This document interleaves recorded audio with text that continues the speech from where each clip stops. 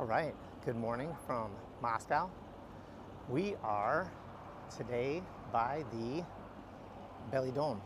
That's the Russian White House, that big white building behind me. It's also called the White House, but it was the home of the Russian legislature in the late 80s, early 90s. Their legislature was called the Russian Congress of People Deputies. It's a famous building.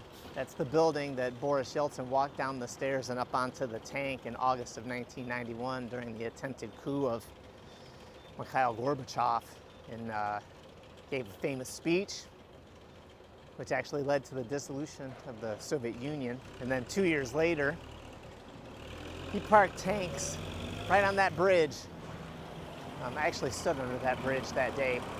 Parked tanks there from the Taman Division and shelled that building after he unconstitutionally dissolved the very same Russian Congress of People's Deputies.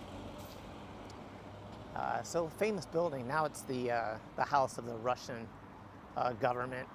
The Duma's not housed there anymore. But in any event, Yeltsin was born in 1931 in Sverdlovsk, which is near the Ural Mountains, east of here.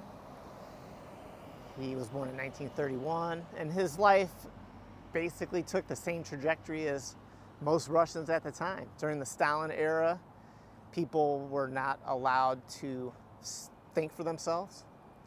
During the Khrushchev era, they were allowed to think, but they couldn't talk. During the Brezhnev era, they could think and talk for themselves. They couldn't act. And then during the Gorbachev era, they could act. And Yeltsin acted. And in his action, he ran on a populist message. When he came to Moscow from Sverdlovsk, he noticed that the people in the government, despite their claims of equity and equality, were way more equal than the people that weren't in the government. And he ran on that message and became the first elected president of the Russian Federation, first elected president of Russia in history, based on a populist message of inequality between the government and the people. And I've been writing about this, and it got me thinking that, currently there's the same problems. We have a government that is, people have exorbitant salaries from taxpayer dollars. They make enough money to buy a house in 1 year, which is crazy because the median income is 7 times less than what it requires to purchase a residence.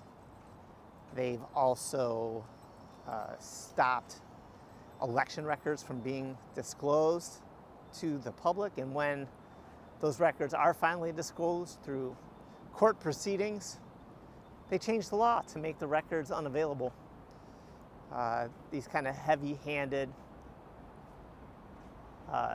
dictatorial measures, and then raiding the public treasury for government employees that end up with lifelong pensions. It's a problem, and you might be thinking that I'm speaking of Putin's government. I'm not. I'm not speaking of Gorbachev's Russia, and I'm not speaking of Yeltsin's Russia. I'm actually talking about Nevada County, California, where our elected leaders are paying employees at the county lifelong pensions to the detriment of the citizens. Senior executive staff make almost enough in 1 year to purchase a residence in California, where the normal person, it takes them 7 years of annual salary to buy a residence. This is unsustainable. It's actually crazy, but it's entirely unsustainable. And it's time people do something about it. So, when the next election comes up in June, you have supervisors that are running for office who've voted for all of these things: the raiding of taxpayer money to pay exorbitant salaries to government employees, with lifelong pensions, with no tangible benefits, because in the last 20 years, our homeless problem in Nevada County has gotten worse. We're not any safer because the drug problem is worse. There's people all over the street. It's dangerous, actually, in Nevada County. It's sad because it's a beautiful place.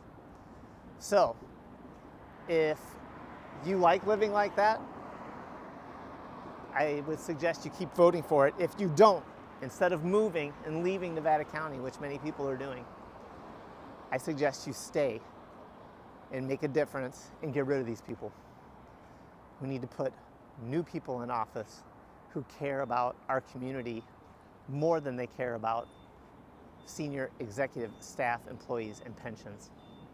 So with that note, from Russia, I'm gonna let you go.